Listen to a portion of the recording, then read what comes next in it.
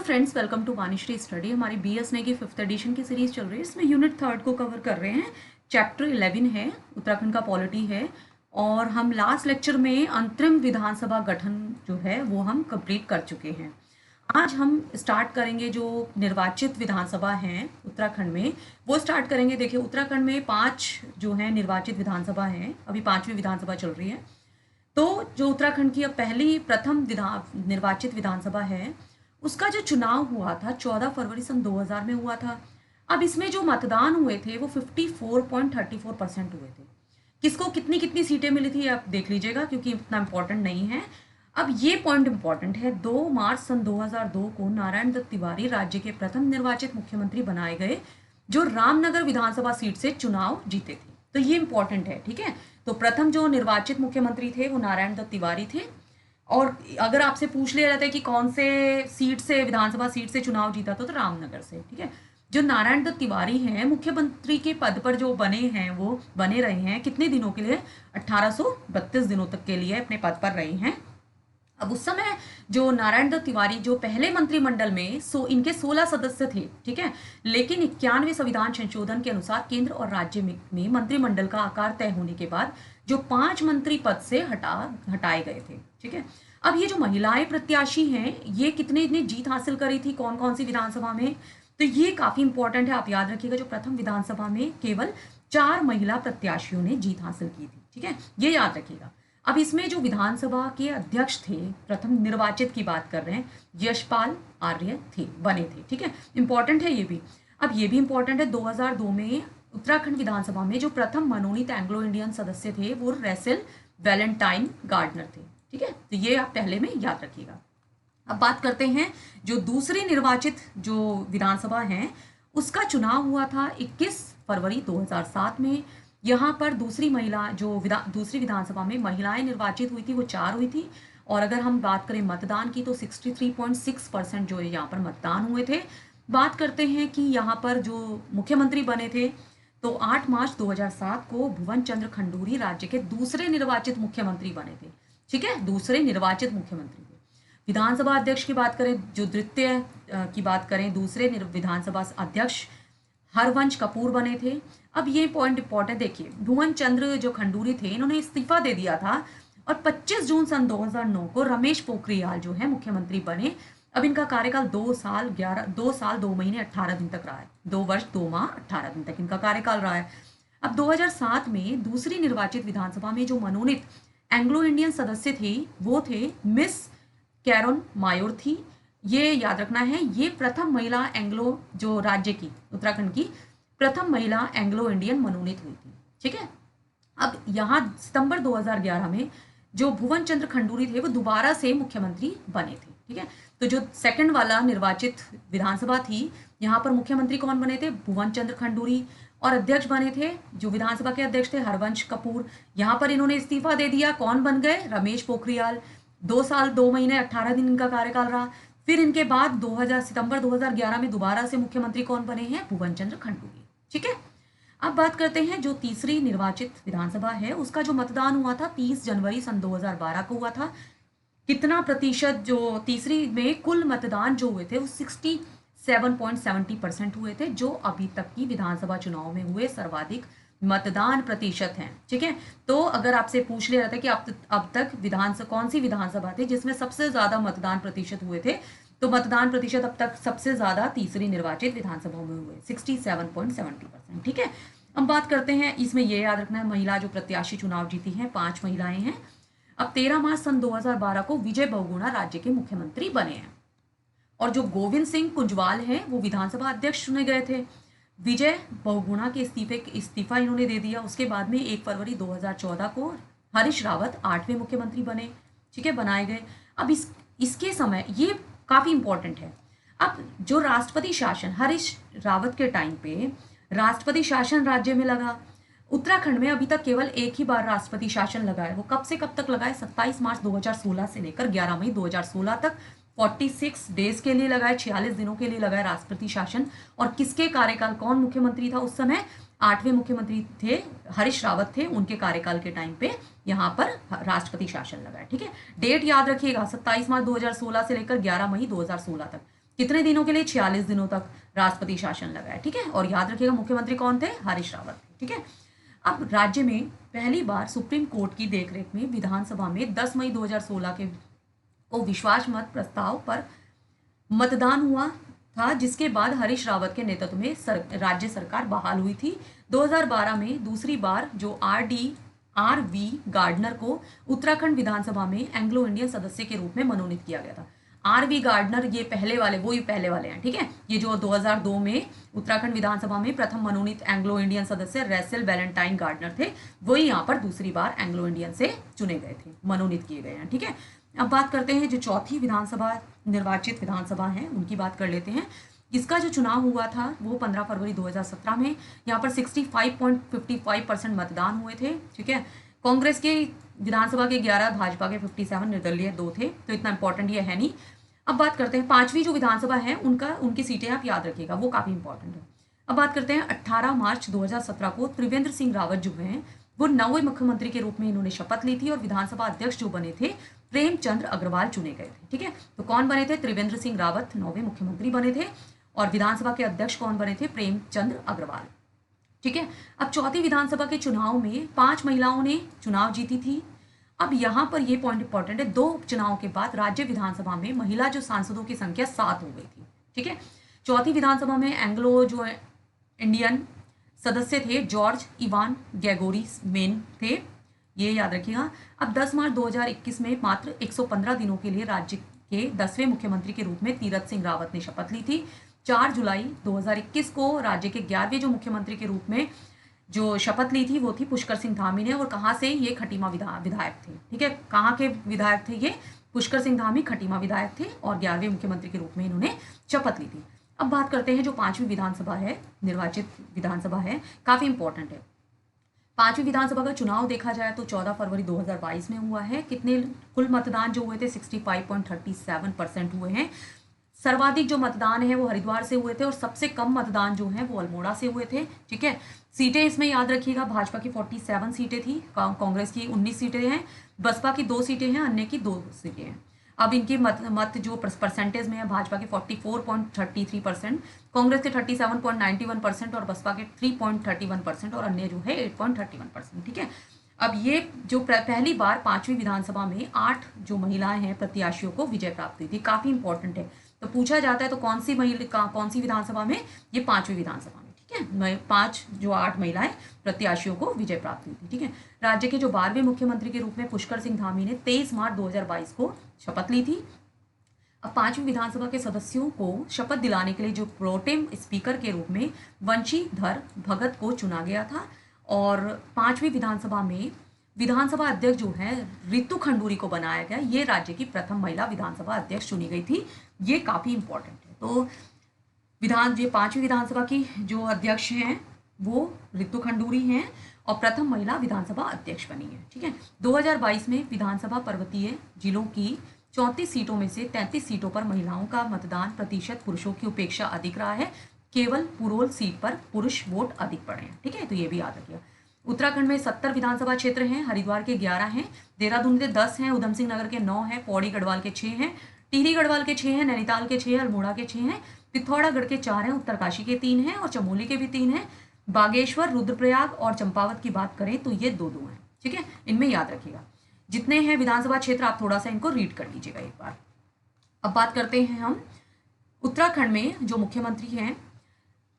उत्तराखंड में प्रथम मुख्यमंत्री श्री नित्यानंद स्वामी थे और निर्वाचित की बात करें तो श्री नारायण दत्त तिवारी, और सबसे लंबा जो कार्यकाल नारायण दत्त तिवारी का रहा है। इंपॉर्टेंट पॉइंट है।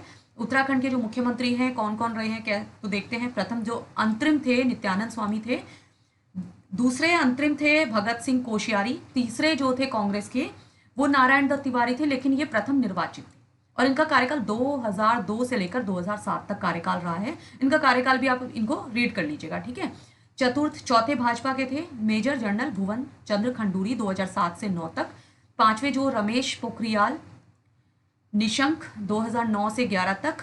छठे जो रहे हैं मेजर जनरल भुवन चंद्र खंडूरी 2011 से 12 तक, तो ये 2 बार रहे हैं, ठीक है। अब 7वें जो है विजय बहुगुणा 2012 से 14 तक। 8वें जो रहे हैं हरीश रावत 2014 से 17 तक। और 9वें जो रहे हैं त्रिवेंद्र सिंह रावत 2017 से 21 तक। 10वें जो रहे हैं तीरथ सिंह रावत रहे हैं 2021 से 21 तक, ये हैं 10 मार्च 2021 से लेकर 4 जुलाई 2021 तक। 11वें पुष्कर सिंह धामी, ये 4 जुलाई 2021 से लेकर 23 मार्च 2022 तक। और अभी 12वें जो हैं वो पुष्कर सिंह धामी हैं 23 मार्च 2022 से अब तक हैं, ठीक है। तो आप इनको अच्छे से एक बार रीड कर लीजिएगा, ठीक है। अब बात करते हैं उत्तराखंड विधानसभा के अध्यक्ष की बात करते हैं, ठीक है। अब विधानसभा के सदस्य होते हैं, ये अपने में से ही, अपने सदस्यों में से ही एक तो अध्यक्ष चुनते हैं, एक उपाध्यक्ष निर्वाचन करते हैं, ठीक है। तो एक तो अध्यक्ष चुनते हैं ये, और एक उपाध्यक्ष, ठीक है। तो राज्य विधानसभा के सदस्य अपने सदस्यों में से एक अध्यक्ष तथा एक उपाध्यक्ष का निर्वाचन करते हैं, जिन्हें स्पीकर और डिप्टी स्पीकर कहा जाता है। स्पीकर जो अध्यक्ष हैं और उपाध्यक्ष को डिप्टी स्पीकर, ठीक है। विधानसभा अध्यक्ष का पद विधानसभा के कार्यकाल तक होता है, लेकिन वह अपने कार्यकाल की समाप्ति के पश्चात पद पर बना रहता है, जब तक उसका उत्तराधिकारी पद ग्रहण ना कर ले। तब तक वो नया नहीं बनता, तब तक वो अपना पद का कार्य करता है, ठीक है। अब ये इंपॉर्टेंट है, प्रथम जो विधानसभा अध्यक्ष थे वो अंतरिम विधानसभा के प्रकाश पंत थे। अगर निर्वाचित पूछा जाए आपसे प्रथम निर्वाचित विधानसभा अध्यक्ष, तो यशपाल आर्य। अगर आपसे क्वेश्चन में प्रथम विधानसभा अध्यक्ष पूछा गया है तो आप प्रकाश पंत ही लगाएंगे, और अगर आपका वहां निर्वाचित पूछा गया है तब आप यशपाल आर्य लगाएंगे। और प्रथम महिला विधानसभा अध्यक्ष रितु खंडूरी भूषण, ये खंडूरी नहीं है, खंडूरी है, ठीक है, तो खंडूरी भूषण है। अब इसमें उत्तराखंड के जो विधानसभा अध्यक्ष हैं वो देख लेते हैं एक बार। देखिए, पहले जो उत्तर रहे थे वो प्रकाश पंत अंतरिम रहे थे, 2000 से लेकर 2002 तक इनका कार्यकाल था। प्रथम जो निर्वाचित की बात करें, ठीक है जी, प्रथम विधानसभा की बात कर रहे हैं, तो यशपाल आर्य 2002 से 7 तक। दूसरी विधानसभा जो हरबंस कपूर 2007 से 12 तक। तीसरी जो विधानसभा तृतीय विधानसभा है 2012 से 17, गोविंद सिंह कुंजवाल। चौथी जो विधानसभा है 2017 से 22 तक, प्रेमचंद अग्रवाल। जो पांचवी विधानसभा है 2022 से अब तक है वो रितु खंडूरी भूषण है, ठीक है। अब उपाध्यक्ष देख लेते हैं। देखिए, उपाध्यक्ष सेम हमने अभी देखा था कि ये अपने सदस्यों में से चुनते हैं, तो अध्यक्ष की भांति उपाध्यक्ष भी विधानसभा के कार्यकाल तक अपने पद पर बने रहते हैं, और इसका चुनाव विधानसभा के सदस्यों में से ही होता है, ठीक है, इनके बीच में से ही होता है। इंपॉर्टेंट है, ये प्रथम विधानसभा जो उपाध्यक्ष हैं विजया बड़तवाल 2008 से 9 तक। दूसरी जो द्वितीय विधानसभा उपाध्यक्ष हैं ये स्वर्गीय डॉक्टर अनुसूर्या प्रसाद मैखुरी। जो तीसरे विधानसभा अध्यक्ष हैं वो श्री रघुनाथ सिंह चौहान, ठीक है। अब बात करते हैं हम उत्तराखंड जो नेता विपक्ष होता है। जो देखिए, विपक्ष का नेता कौन होता है, जो दूसरी सबसे बड़ी पार्टी होती है उसका नेता जो होता है वो विपक्ष का नेता होता है। तो नेता विपक्ष राज्य विधानसभा में दूसरी सबसे बड़ी पार्टी जो सरकार में सम्मिलित ना हो के नेता को विपक्ष दल के नेता के रूप में मान्यता देते हैं। और एक चीज ध्यान दीजिएगा, इनको कैबिनेट मंत्री के समान ही सुविधाएं मिलती है। जो विपक्ष का नेता होता है उसको कैबिनेट मंत्री को जो सारी सुविधाएं मिली होती है वही इसको मिली होती है। अब विपक्ष के जो नेता रहे हैं वो कौन कौन रहे हैं, श्री भगत सिंह कोश्यारी, ये 13 मार्च 2002 से लेकर 17 दिसंबर 2003 तक रहे हैं। श्री मातबर सिंह कंडारी 17 दिसंबर 2003 से लेकर 2 मार्च सन 2007 तक। डॉक्टर हरक सिंह रावत 13 मार्च 2007 से लेकर 9 मार्च 2012 तक। श्री अजय भट्ट 19 मई 2012 से लेकर 14 मार्च 2017 तक। और डॉक्टर जो श्रीमती जो फीमेल रही हैं, पहली फीमेल जो रही हैं वो इंदिरा हरदेश 27 मार्च 2017 से लेकर 13 जून 2021 तक। श्री प्रीतम सिंह 23 जुलाई 2021 से लेकर 11 मार्च 2022 तक। और जो अभी वर्तमान में है श्री यशपाल आर्य हैं, ठीक है। अभी वर्तमान में अगर आपसे पूछा जाए कि उत्तराखंड विधानसभा में विपक्ष के नेता कौन है, तो श्री यशपाल आर्य। और प्रथम महिला विधानसभा विपक्ष नेता जो रही हैं ये रही हैं डॉक्टर श्रीमती इंदिरा हरदेश, ठीक है। अब बात करते हैं उत्तराखंड जो राज्यसभा सदस्य। देखिए, उत्तराखंड में जो राज्यसभा के सदस्य हैं वो 3 सीटें हैं राज्यसभा की, और लोकसभा की 5 सीटें, ठीक है। तो राज्यसभा की कितनी सीटें हैं, 3 सीटें हैं। और इनके जो सदस्य हैं काफी इंपॉर्टेंट है, आप इनके सदस्य याद रखिएगा और इनका कार्यकाल भी आप याद रखिएगा, ठीक है। जो उत्तराखंड गठन से पूर्व श्रीमती सुषमा स्वराज उत्तर प्रदेश विधानसभा से राज्यसभा सदस्य मनोनीत हुई थी, लेकिन राज्य गठन के बाद सुषमा स्वराज को उत्तराखंड से राज्यसभा सदस्य माना गया। उनके बाद मनोहर कांत ध्यानी व संगप्रिय गौतम को उत्तराखंड का राज्यसभा कोटा दिया गया था, ठीक है। उत्तराखंड की प्रथम महिला राज्यसभा जो सदस्य हैं वो मनोरमा शर्मा डोबरियाल 2014 में चुनी गई। यह प्रदेश की पहली महिला मेयर भी रह चुकी हैं, इंपॉर्टेंट है, ठीक है। 2022 में डॉक्टर कल्पना सैनी राज्यसभा के लिए निर्वाचित हुई, जो राज्यसभा के लिए निर्वाचित होने वाली दूसरी महिला थी। अब बात करते हैं जो उत्तराखंड में वर्तमान राज्यसभा सदस्य हैं, 3 सीटें हैं, ठीक है। 3 सदस्य देखिए, पहले हैं नरेश बंसल, बीजेपी के हैं, 26/11/2020 से लेकर 25/11/2026 तक इनका कार्यकाल है। दूसरे हैं कल्पना सैनी जो बीजेपी की हैं, 5/7/2022 से लेकर 4/7/2028 तक इनका कार्यकाल है, क्योंकि 5 जुलाई से लेकर 4 जुलाई 2028 तक है, ठीक है। तीसरे जो हैं वो है महेंद्र भट्ट, बीजेपी के हैं, 3 अप्रैल 2024 से लेकर 2 अप्रैल 2030 तक इनका कार्यकाल है। तो ये काफ़ी इंपॉर्टेंट है। और राज्यसभा की कितनी सीटें हैं? 3 सीटें हैं। लोकसभा की कितनी सीटें हैं? 5 सीटें हैं, ठीक है। अब उत्तराखंड क्षेत्र से जो लोकसभा आम चुनाव है वो देखते हैं। देखिए, अभी राज्य में उत्तराखंड की लोकसभा की 5 सीटें हैं। मैंने आपको अभी बताया था कौन सी कहाँ से है, वो याद रखिएगा। पौड़ी से है, टिहरी से है, हरिद्वार से है, अल्मोड़ा से है और नैनीताल से है। एससी की सीट पूछ ली जाती है तो अल्मोड़ा है, याद रखिएगा। अनुसूचित जाति की सीट है अल्मोड़ा से। 2004 के चुनाव तक हरिद्वार जो है लोकसभा अनुसूचित जाति के लिए आरक्षित थी ये सीटें, ठीक है। तो लोकसभा अनुसूचित जाति की हरिद्वार की सीट थी 2004 तक। अब 2006 परिसीमन हुआ था, तो उसके बाद में अल्मोड़ा जो है लोकसभा सीट अनुसूचित जाति के लिए आरक्षित की गई है, ठीक है। तो एससी की सीट कहाँ से है? अल्मोड़ा से है। 5 सीटें हैं लोकसभा की, राज्यसभा की 3 सीटें हैं।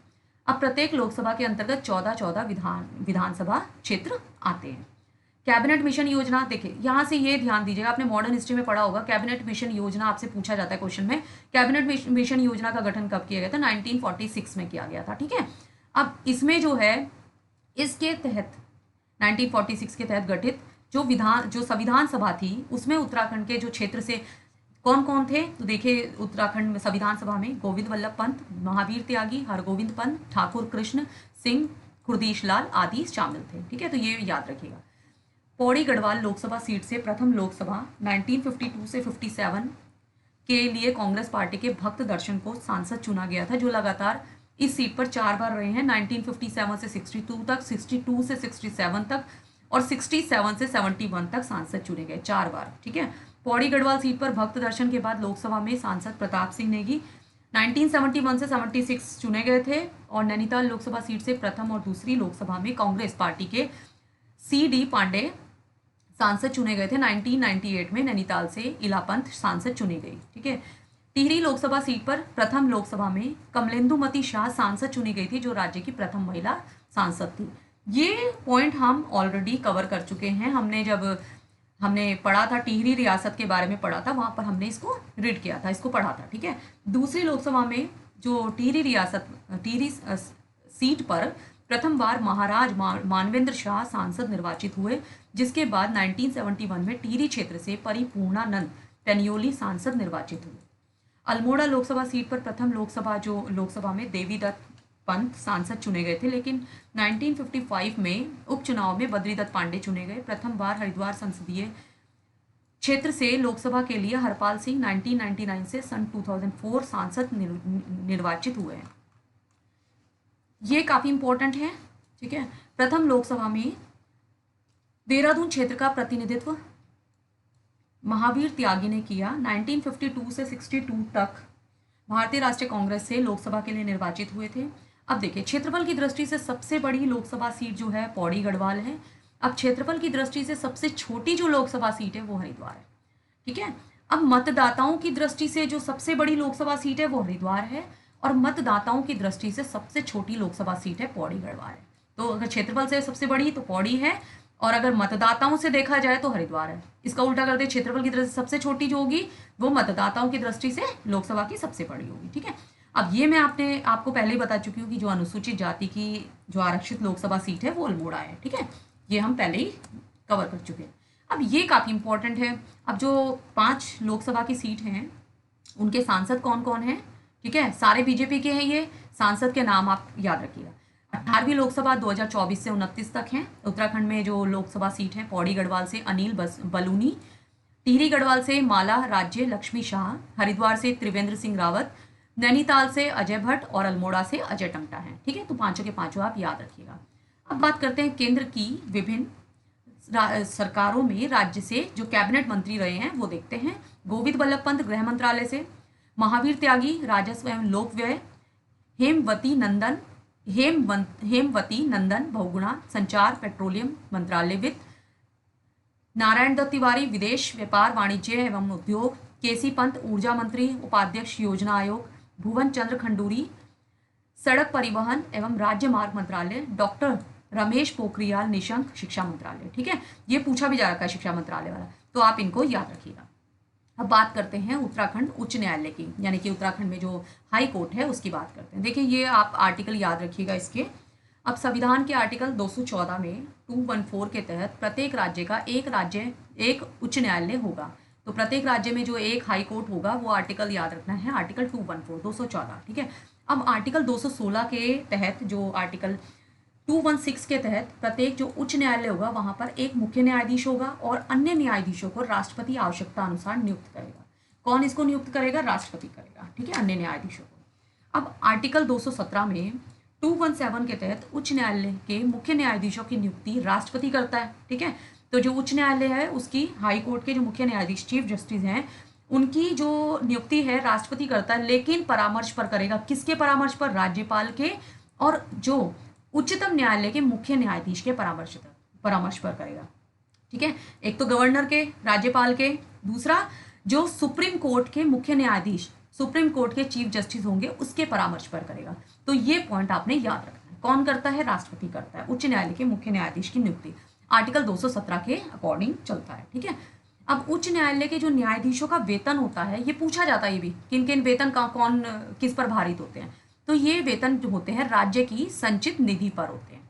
किसके? ये जो उच्च न्यायालय के न्यायाधीशों का जो वेतन है ये राज्य की संचित निधि पर होते हैं, लेकिन जो पेंशन भत्ता होती है, इनकी पेंशन होती है, वो भारत की संचित निधि पर भारित होते हैं। ठीक है, ये पॉइंट याद रखना है। जो वेतन इनको मिलेगा, इनको सैलरी मिलेगी, वो राज्य की संचित निधि से मिलेगी, लेकिन जो इनको पेंशन मिलती है वो भारत की संचित निधि से मिलती है। ठीक है, उच्च न्यायालय के न्यायाधीश बनने के लिए जो इनको कम से कम 10 साल के लिए 10 वर्षों तक न्यायिक क्षेत्र से जुड़ा होना चाहिए, ये पॉइंट याद रखना है। फिर 62 वर्ष तक पद धारण करते हैं, ये 62 साल तक अपने पद पर रहते हैं। मौलिक अधिकारों का संरक्षण उच्च न्यायालय के प्रारंभिक अधिकारता के अधीन आता है। ठीक है, आर्टिकल 226 के तहत उच्च न्यायालय रिट जारी कर सकता है। तो ये रिट जारी कौन से किसके आर्टिकल के अकॉर्डिंग कर सकता है?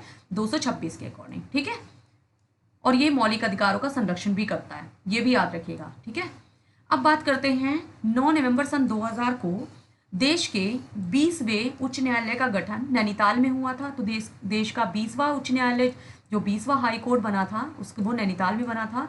उत्तराखंड उच्च न्यायालय के सर्जन के समय न्यायाधीशों की संख्या कितनी थी? 7 थी। 2003 में न्यायाधीशों की संख्या कितनी हो गई? बढ़कर 9 हो गई थी। ठीक है, अब नैनीताल का जो उच्च न्यायालय भवन है वो देख लेते हैं। देखिए वर्तमान में जो उत्तराखंड उच्च न्यायालय में 9 स्थायी न्यायाधीश हैं, 2 जो हैं अतिरिक्त न्यायाधीश का प्रावधान है। कितना है? 9 तो है स्थायी न्यायाधीश और 2 जो हैं अतिरिक्त न्यायाधीशों का प्रावधान है। 27 अप्रैल 1897, तो 27 अप्रैल 1897 ईस्वी में नैनीताल स्थित जो हाई कोर्ट भवन की नींव पड़ी थी और 1900 ईस्वी में बनकर यह तैयार हुआ था, पूर्ण बनकर तैयार हुआ था। इस भवन का जो निर्माण है वो गौथिक शैली में कराया गया है। आप याद रखिएगा, जो नैनीताल हाई कोर्ट जो भवन है उसका जो शैली, कौन सी शैली, ये भवन कौन सी शैली में बना है? तो ये गौथिक शैली में बना है, ये याद रखिएगा।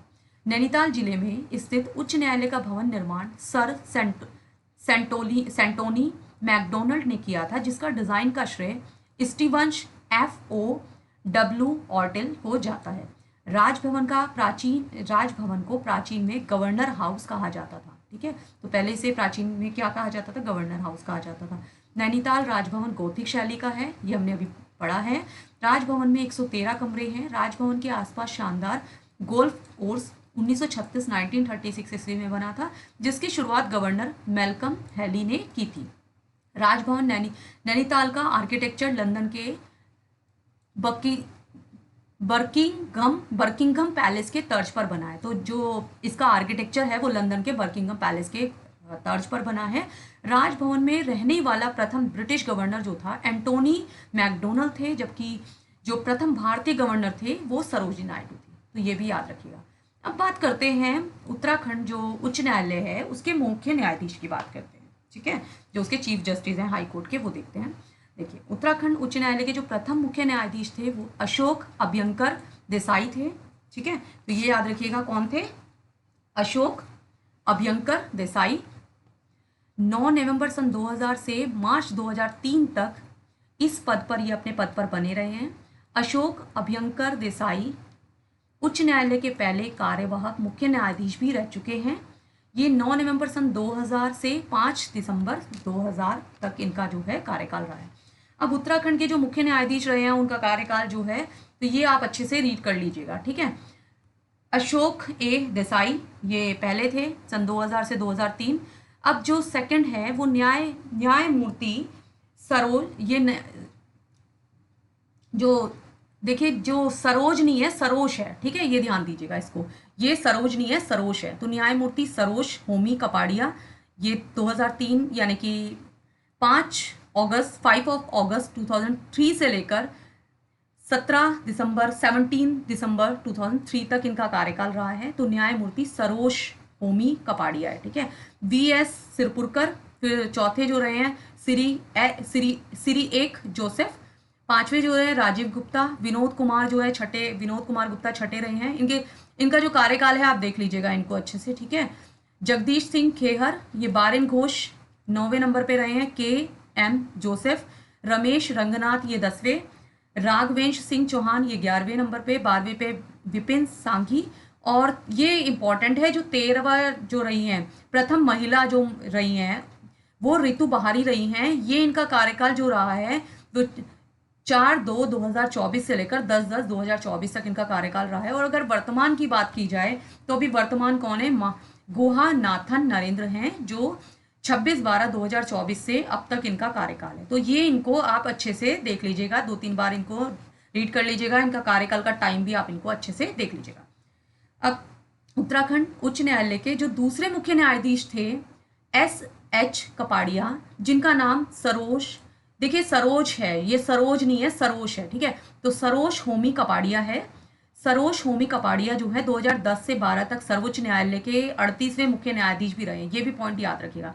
स्वतंत्र भारत में जन्मे उच्चतम न्यायालय यानी कि सुप्रीम कोर्ट के प्रथम मुख्य न्यायाधीश भी सरोज होमी कपाड़िया रहे हैं। ठीक है, तो ये हमने अभी पढ़ा भी था, ये 38वें रहे हैं। ठीक है, सरोज होमी पारसी समुदाय के पहले व्यक्ति मुख्य न्यायाधीश भी बने हैं। उत्तराखंड उच्च न्यायालय के 7वें मुख्य न्यायाधीश जो जगदीश सिंह खेहर थे, सर्वोच्च न्यायालय यानी कि सुप्रीम कोर्ट के 44वें मुख्य न्यायाधीश भी बने थे। तो ये भी पॉइंट याद रखिएगा, जगदीश सिंह खेहर सिख समुदाय के पहले व्यक्ति जो उच्चतम न्यायालय यानी कि सुप्रीम कोर्ट के मुख्य न्यायाधीश बने थे। उत्तराखंड उच्च न्यायालय के 9वें मुख्य न्यायाधीश के.एम. जोसेफ थे, जो राज्य में राष्ट्रपति शासन के समय मुख्य न्यायाधीश रहे थे। ये काफी इंपॉर्टेंट है। हमारा राष्ट्रपति शासन एक बार लगा है 2016 में। ठीक है, अब उस समय अगर आपसे पूछ लिया जाता है कि उस समय उत्तराखंड उच्च न्यायालय के मुख्य न्यायाधीश कौन रहे हैं, तो एम जोसेफ रहे हैं। ठीक है, जो 9वें मुख्य न्यायाधीश थे, तो राष्ट्रपति शासन के टाइम पे। उत्तराखंड उच्च न्यायालय के प्रथम रजिस्ट्रार G.C.M. रावत थे, जो जनवरी 2003 तक इस पद पर रहे हैं। अब बात करते हैं अधीनस्थ न्यायालय की। ठीक है, अधीनस्थ न्यायालय, प्रत्येक जिले में 3 तरह के न्यायालय होते हैं। देखिए, अधीनस्थ न्यायालय प्रत्येक जिले में 3 तरह के न्यायालय होते हैं। एक तो दीवानी या सिविल न्यायालय होता है, और एक होता है फौजदारी या अपराधी न्यायालय, तीसरा जो होता है भू राजस्व न्यायालय होते हैं। ठीक है, तो 3 तरह के न्यायालय होते हैं। अब बात करते हैं जिले का जो न्यायाधीश है, जब वो दीवानी मामलों की सुनवाई करता है, तो जो जिला का न्यायाधीश है दीवानी मामलों की सुनवाई करता है, तो उसे जिला न्यायाधीश कहते हैं। अब जब जो न्यायाधीश है वो फौजदारी मामलों की सुनवाई करता है, तो सत्र न्यायाधीश या सेशन जज कहा जाता है। तो दीवानी मामलों की जो सुनवाई करेगा जब न्यायाधीश जिले का, तो जिला न्यायाधीश होगा, और जब वो फौजदारी मामलों की सुनवाई करेगा, सत्र न्यायाधीश या सेशन जज कहा जाता है। आर्टिकल याद रखिएगा, आर्टिकल 233 के तहत जिला न्यायाधीशों की नियुक्ति राज्यपाल उच्च न्यायालय के परामर्श पर करता है। तो जिला न्यायालय है न्यायाधीश है, उनकी नियुक्ति कौन करता है, राज्यपाल करता है, लेकिन किसके परामर्श पर, उच्च न्यायालय के परामर्श पर करता है। जिला न्यायाधीश बनने के लिए कम से कम 7 वर्षों तक अधिवक्ता का कार्य किया हो जिसने, तो जिसने 7 वर्षों तक अधिवक्ता का, कम से कम 7 वर्षों तक अधिवक्ता का कार्य किया हो, वो जिला न्यायाधीश बनने के लिए सक्षम होता है। ठीक है, तो याद रखिएगा 7 वर्ष ठीक है। राज्य में मुकदमों को शीघ्र निपटाने के लिए 45 फास्ट ट्रैक कोर्ट या त्वरित न्यायालयों का गठन अप्रैल 2001 में किया गया था। ये पॉइंट भी याद रखिएगा। 1 नवंबर सन 2011 में राज्य विधानसभा में लोकायुक्त विधेयक पारित किया गया था। लोकायुक्त विधेयक राज्य विधानसभा में कब पारित किया गया था? 1 नवंबर सन 2011 को। उत्तराखंड का प्रथम वाणिज्यिक जो कोर्ट है देहरादून में है, और उत्तराखंड का द्वितीय वाणिज्य कोर्ट जो है हल्द्वानी में है, नैनीताल में। मोबाइल कोर्ट की बात कर लेते हैं। अगस्त 2021 में उत्तराखंड मोबाइल कोर्ट शुरू करने वाला देश का पहला राज्य बन गया था। इससे पहले तेलंगाना ने इसे पायलट आधार पर शुरू किया, लेकिन उत्तराखंड ने इसे 5 जिलों में लागू किया था। कौन कौन से जिलों में लागू किया था? एक तो पिथौरागढ़, चंपावत, चमोली, टिहरी और उत्तरकाशी में। ठीक है, मोबाइल कोर्ट को। इसका जो उद्देश्य था वो खासकर दूर दराज के जो इलाकों में जनता के दरवाजे पर न्याय पहुंचाना था। यानी कि जिनको न्याय नहीं मिल पाता था वो उनको भी न्याय मिले, उसके लिए मोबाइल कोर्ट की स्थापना की गई थी। ठीक है, जैसे दहेज का केस है, या छेड़छाड़ का है, बलात्कार का है, महिलाओं का, बच्चों या फिर बुढ़ापे से जुड़े जो मामलों की सुनवाई है वो इन अदालतों में की जाएगी। ऐसा ये प्रावधान है यहाँ, इसलिए इसको मोबाइल कोर्ट को स्टार्ट किया गया था अगस्त 2021 में। ठीक है, अब उत्तराखंड राज्य विधिक सेवा प्राधिकरण गठन। राज्य विधिक सेवा प्राधिकरण अधिनियम 1987 की धारा 6 के तहत 20 मार्च 2002 को किया गया था। ठीक है, उत्तराखंड राज्य विधिक सेवा प्राधिकरण का संचालन इस अस्थायी रूप से उच्च न्यायालय परिसर नैनीताल में किया जा रहा है। उत्तराखंड उच्च न्यायालय के मुख्य न्यायाधीश राज्य प्राधिकरण के मुख्य संरक्षक है। वे वरिष्ठ न्यायाधीश राज्य प्राधिकरण के कार्यकारी अध्यक्ष हैं। ठीक है, तो ये हमने आज जो है इसका 11 चैप्टर हमने पूरा कंप्लीट कर लिया है। नेक्स्ट लेक्चर में हम 12 चैप्टर का कंप्लीट करेंगे, जो उत्तराखंड में पंचायती व्यवस्था है उसको हम कवर करेंगे। ठीक है, आज का लेक्चर काफ़ी इंपॉर्टेंट है, आप इसको 2-3 बार रीड कर लीजिएगा। चलो मिलते हैं नेक्स्ट लेक्चर में। Thank you.